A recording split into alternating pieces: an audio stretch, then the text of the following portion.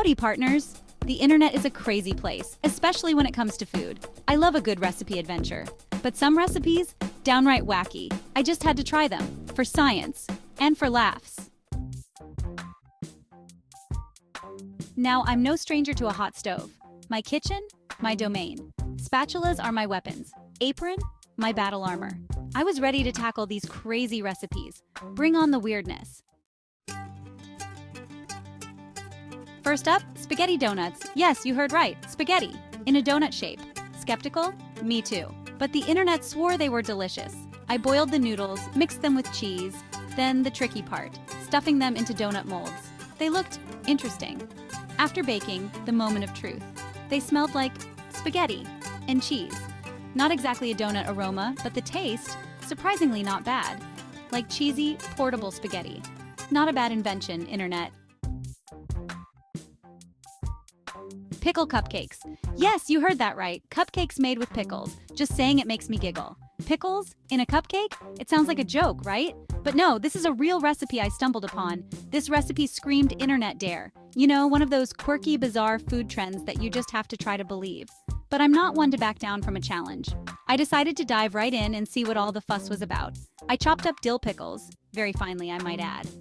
The recipe called for a cup of these tangy little guys, folded them into vanilla batter. It felt so wrong, yet so intriguing at the same time. The result?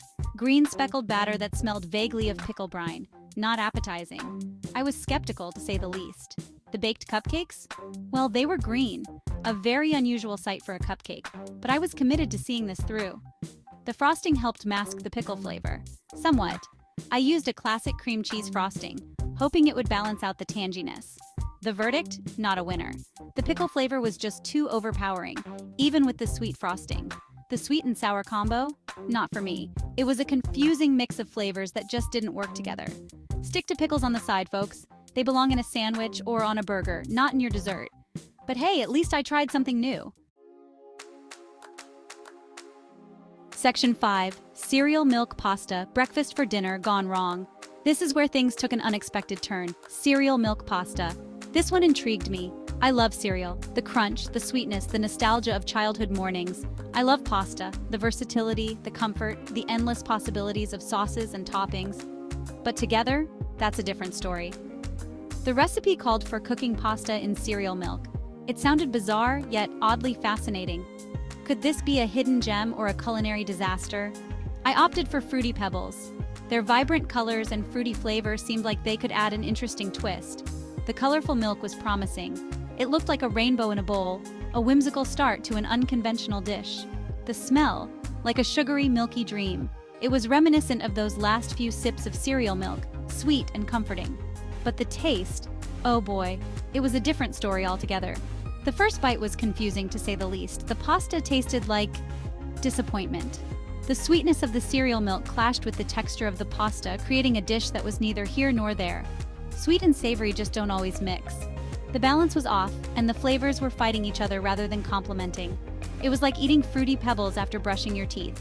Not a good combo. The sweetness was overwhelming, and the pasta texture just didn't fit. This one's a hard pass. Sometimes, it's best to keep breakfast and dinner separate. Not every fusion is a success, and this was a lesson learned the hard way. In the end, it was an experiment worth trying, if only to remind myself that some classics are best left untouched. Breakfast for dinner can be a delight, but maybe not like this. Next time, I'll stick to the basics. Scrambled eggs, pancakes, maybe even some bacon. Those are tried and true, and they never disappoint.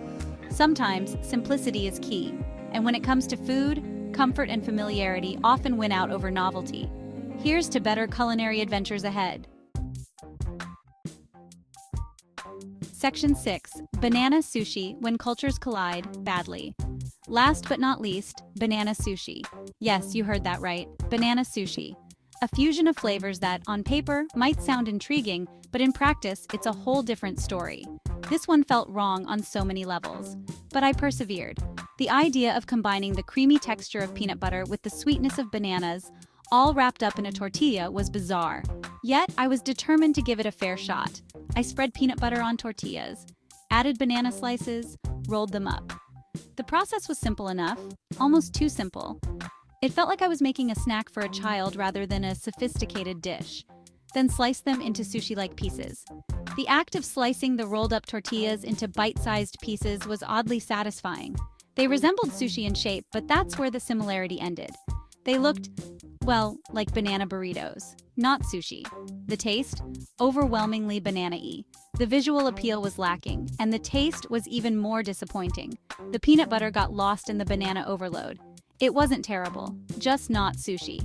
The balance of flavors was off, and the texture was far from the delicate, melt-in-your-mouth experience of real sushi. And definitely not good sushi. This one's a no-go. The experiment was a failure, but it was a fun and enlightening experience. Sometimes, when cultures collide, the result is a beautiful blend of flavors. Other times, it's a reminder that some things are better left uncombined.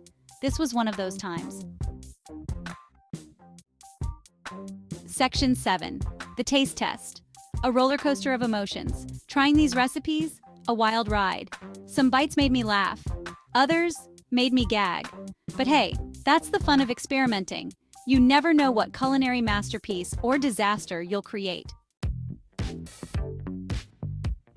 Section 8. The verdict, wins, fails, and future experiments. So the winners? Spaghetti donuts surprised me. Not bad at all. The losers? Pickle cupcakes and cereal milk pasta. Just no. As for banana sushi, it exists. That's all I'm gonna say.